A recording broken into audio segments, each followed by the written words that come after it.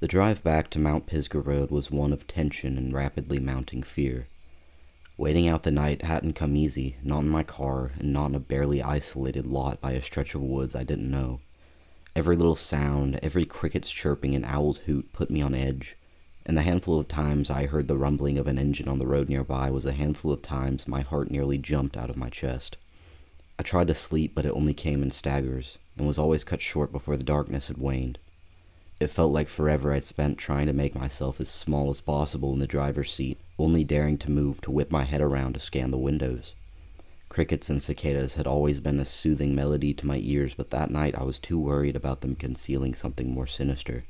My only solace was that I'd found an old pocket knife of mine in the glove box. I held onto it like a lifeline the whole night. When dawn finally broke, I was more than happy to abandon my sleeping efforts. My eyes stung and my legs ached from being cooped up in the car for so long, but I didn't dare leave. It was time to put my plan to action, time to stop running from what I couldn't understand, and to instead charge into it head first. I didn't know what else I could possibly do. Trying to continue with my life in this strange world that was no longer mine, it wasn't an option anymore. I didn't belong here, and the only chance I had was going back to where it had all started. But it didn't stop fear from brewing in the pit of my stomach. The sound alone of my engine roaring to life after the long night was enough to make me paranoid that suddenly anyone in a 5-mile radius was alerted to my location. Pulling out of the secluded lot and onto the road in the growing light wasn't any less nerve-wracking, but it was the only way. I had to push forwards. It took hours to navigate the streets I'd sped through the previous night, but luckily I didn't run across any officers trying to pull me over again.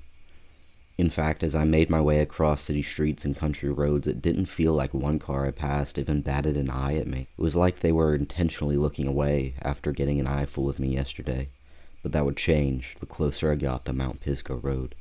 I noticed it first when I passed by the replica of my house. My so-called father's car was in the driveway, and I could see him out on the front porch. When I passed by, his head turned to look at me. It felt like he'd been waiting for me to pass by. I wasn't sure if he planned on following after me, but I pushed down my foot on the gas pedal a little bit more anyways. Being more familiar with the roads ahead of me eased my foot down harder too, and I sped down the road, made a turn, and sped down the next. There were still a few neighborhoods and stretches of roads bordered by fields that laid between me and Mount Pisgah Road, and the pit in my stomach grew with every turn I took. I tried to keep my eyes glued to the road, but with each neighborhood I passed, the more people were standing out in their front porches or yards. Some had been holding garden hoses or tools at first to at least sell the idea that they were doing something out there, but their real motives gave away the moment I passed by. Each person, sometimes clusters of these fake families, all craned their necks to look at me as I passed. None of them said anything, but none of them had to. I tried not to look back at them through my rearview mirror, but I could feel their eyes on me all up until I was out of sight. There was just one last street ahead of me in Mount Pisgah Road, and my stomach had retired from the small pit it was in favor of a bottomless canyon. The sky had begun to darken. The former gray sheet of clouds looked heavier, angrier almost. The light of the sun didn't reach here so easily. The turn on the Mount Pisgah Road was within eyesight now, and the amount of faces peering at me from the houses I passed was damn near overwhelming. They didn't move, but many of them were standing at the edges of their yards, dangerously close to the road. I looked in my rearview mirror, and a car had turned out into the road behind me. I didn't recognize the face in the driver's seat, but I recognized the car as the same nondescript model my quote-unquote dad had come back with when this had all first started. I pressed down on the gas harder and barely stopped at the sign that was by the turn onto the road. Outside of the car behind me, there weren't any other cars around, but I was growing increasingly more careful of the people along the roads. There were loads of them now, more than could ever possibly fit in the houses they were nearby to, and not one of them bore any kind of expression.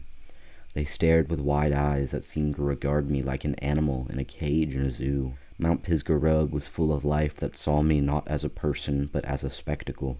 Life that had done something unspeakable to my father and to my sister, and was about to do something unspeakable to me. I passed by the house I'd pulled into the driveway of back when I'd changed my tire, and the figures stood there too. Those mimics in the shape of a family, those houses in the shape of ideal suburbia, even the atmosphere only mimicking the qualities of what I knew to be real life. It was all fake, or at least not mine. It was wrong. I pushed against the gas pedal as hard as I could to speed down Mount Pisgah Road until I could find something, anything that was real, anything that could bring me back to something I knew. The pristine cookie-cutter houses seemed to continue on for forever, and no matter how fast I went, the car behind me stayed glued to my tail. But off in the distance I saw something that gave me a glimmer of hope. Just to the edge of what I could make out in the distance was a stretch of trees. It could have meant anything, really, but it was something different from the nightmarish rows upon rows of houses. It was the sweetest thing I could have ever laid eyes on. I just had to make it a little farther, just another mile or so of speeding through this hell, of swerving into the other lane whenever one of the figures on the side of the road got too close for comfort. My focus was so divided between trying not to hit one of them and checking back at my rearview mirror at the car behind me that I didn't realize another car had turned out onto the opposite lane just up ahead of me. Then, it pulled into my lane and started speeding straight towards me. Panic like white-hot lightning surged through me, and all I could manage was to swerve off the road.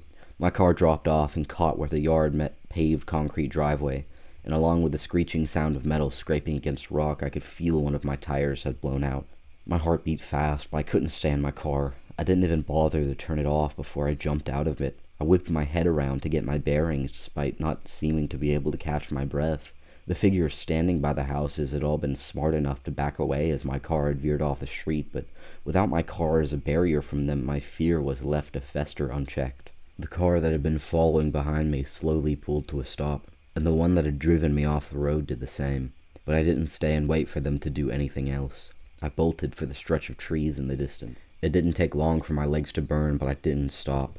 There was an open field of trimmed grass that separated the suburbs from the forest ahead. I saw it, and miraculously there weren't any more quote-unquote people ahead of me.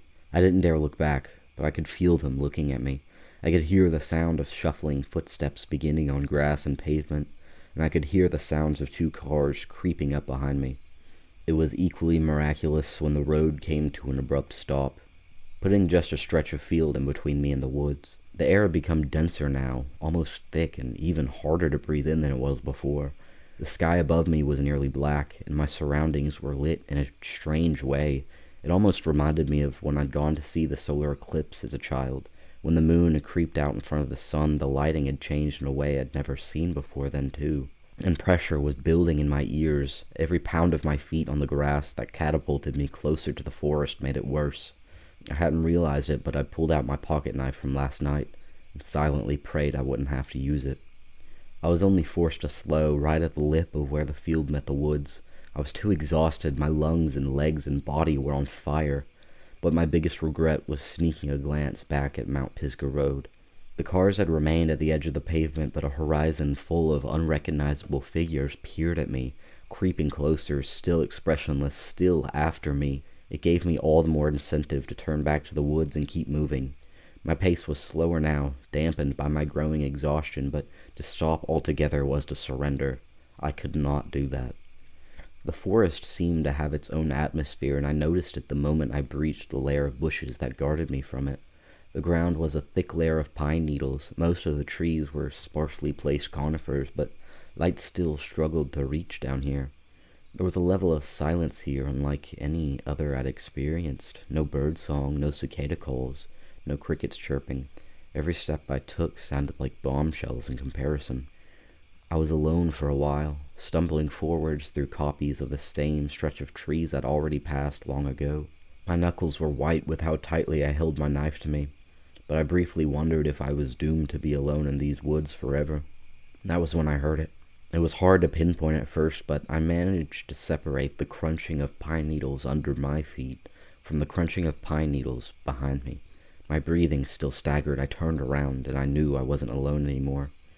Those unrecognizable figures had followed me in here, but the one that was closer to me than any of them I did recognize as the mimicry of my father. He was far enough away that I didn't run just yet, but I could make out his voice when he reached out a hand in my direction. His words were far clearer than I would have expected them to be. "Don't run," it said. Its voice didn't seem to be copying my father's so much anymore, like it knew damn well I'd caught on to his ruse. But still it repeated its plea. "Don't run." I wasn't sure it would do much good, but I brandished my knife and spat back at the thing. "Leave me alone. I'm not letting you take me." Then I turned on my heel again. I had no clue how long the forest went on for, but it had to end somewhere. There had to be something in there that could bring me back home. The pine needles thinned out to give way to bare earth, and the trees dwindled too. The pressure in my ears was unbearable now, and I had to slow my gait. Every step was a struggle suddenly, and my vision was starting to blur. Just one step at a time then, I could do that. One more step, and then another, and my foot met the edge of something unstable, and I reeled back so hard to not fall that I fell back on my ass instead. My knife fell out of my hand, and my head swam.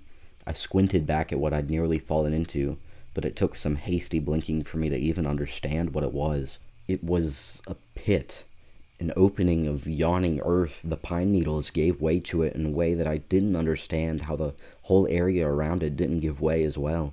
I couldn't see an end to it, but I didn't risk getting any closer than I had to look deeper. It was wide, the length of what had to have been a football field, and at that moment I was certain it had something to do with the pressure of my ears. It had something to do with all of it. I could hear the sounds of footsteps all around me now. This was my last stand, whether I liked it or not. The figure in the shape of my father was at the front of them still, repeating that I shouldn't run in a way that sounded almost pleading now. But I wasn't going to be tricked. I hurried back up to my feet. I took up the knife again, and I held it up as if I could take them all on with it. I could try, if all else. These things, they'd taken my father and replaced him with whatever it was that was facing me. I don't even want to think about what happened to my sister, and now something similar, if not worse, would happen to me. At the very least, I wasn't going to go down without a fight. They crept forwards, rounding in on me now. There was nowhere left for me to run. The sides I wasn't surrounded on were the sides of the pit behind me, but I held my ground. And when the one copying my father came close enough to me, I lunged forward and slashed at him with my knife. But the thing dodged with a swiftness I didn't know it had inside it, and grabbed my arm. Then it pushed me backwards, and I fell beneath the earth before I could even hope to fight back. The figures crept up to the edge of the pit now and peered down at me as I fell. The last thing I saw was their eyes on me before I lost consciousness. When I woke up, the pressure in my ears had vanished.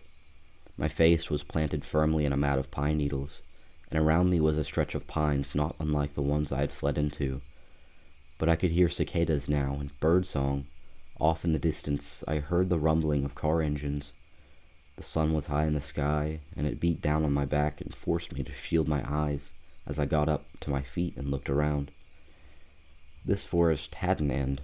I stumbled out of it before I'd even realized, dazed and confused. Ahead of me was a bustling road and a few houses, but they were run down, not fancy, not disarmingly perfect. A woman sitting out on the porch of one of them looked at me, then waved me down. I wasn't sure what she was saying, but it ended with me being taken to a hospital.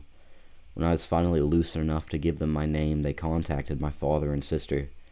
They were both alive, to my utter disbelief. They later told me I'd gone missing, for weeks in fact. They thought something terrible had happened to me. I hugged them both tightly, and they hugged me back. Their worry made me feel sorry for them, but it was what made me know it was them.